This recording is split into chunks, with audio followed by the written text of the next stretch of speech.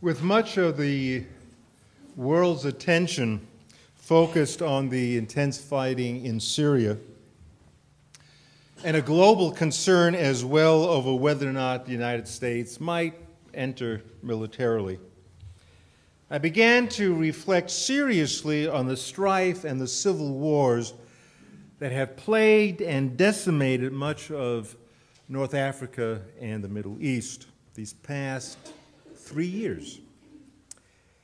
It's hard to make sense of what rebel fighters really mean, who they are, and what their goal is outside of exchanging one oppressive rule for another.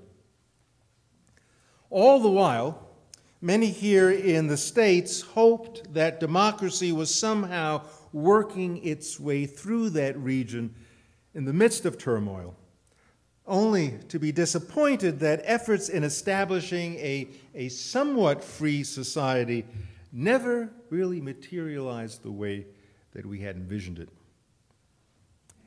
Democracy has become an elusive goal in the Middle East, or frankly, has it ever really been a goal at all?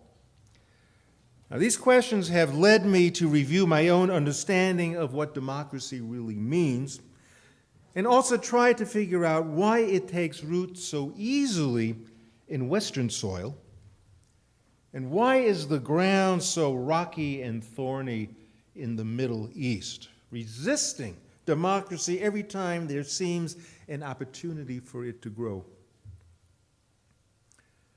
I think almost all of us were raised with the concept that America's doctrine of freedom represented the highest and most prized value in society.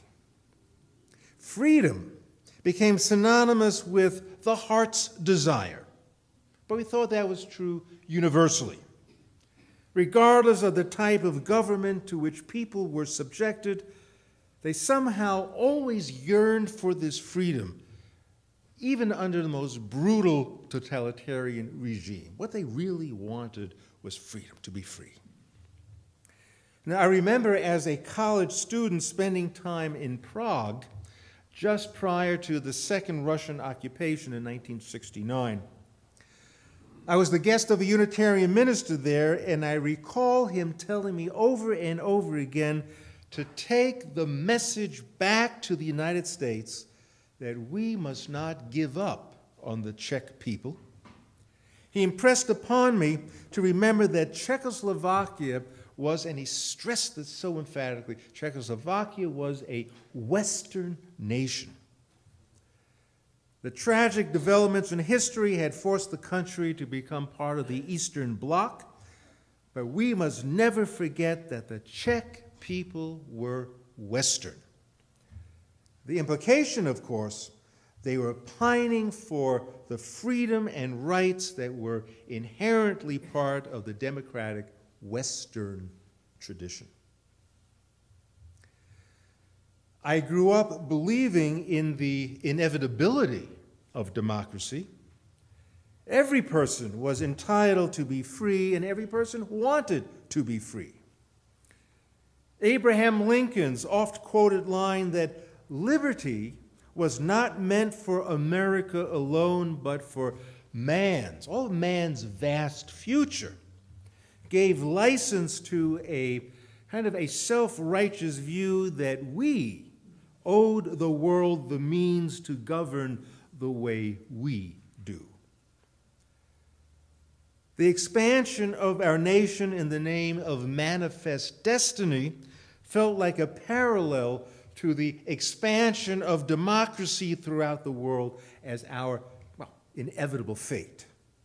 In a word, we held the belief that all humankind was destined to be free.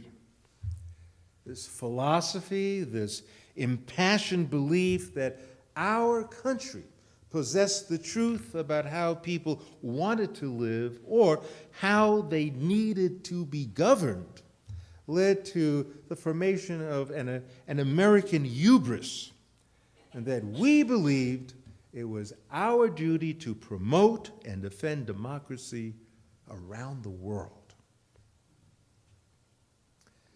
Now, when the Arab Spring caught us off guard in late 2010, I began to revisit some of these old notions about democracy which heralded the free mind and free elections and individual rights.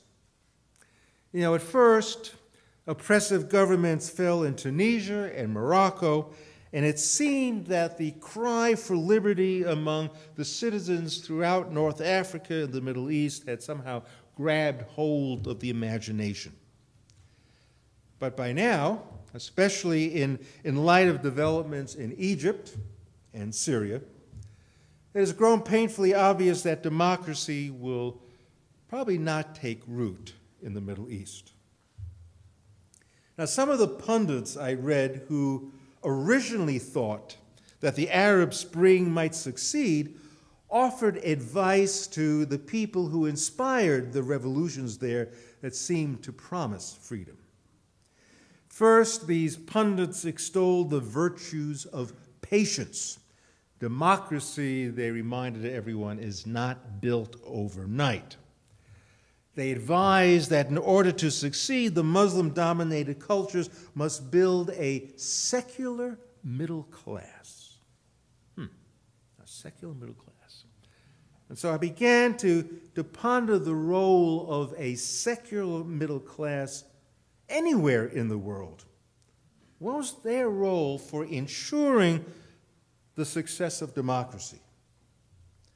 And then I began to note the decline of our own nation's middle class, along with the erosions of freedoms wrought by the conservative wing of the House and the agenda held to by Ted Cruz and, of course, our own Mike Lee.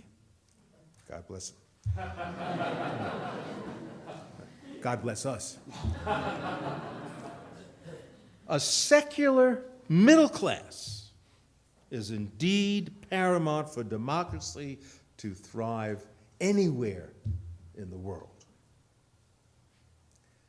Now, using the word secular to qualify the middle class brings up the relationship between democracy and religion. Does fundamentalist religion of any kind, not just in the Middle East, but in the West as well, does fundamentalist religion curtail some personal rights and freedoms, since it demands obedience to a doctrine? Does not that obedience conflict with a person's need for a free and open mind? So if the desire for freedom really dwells in the hearts of people everywhere, then how could giving up something as basic as the free mind, how can that be compatible with democracy?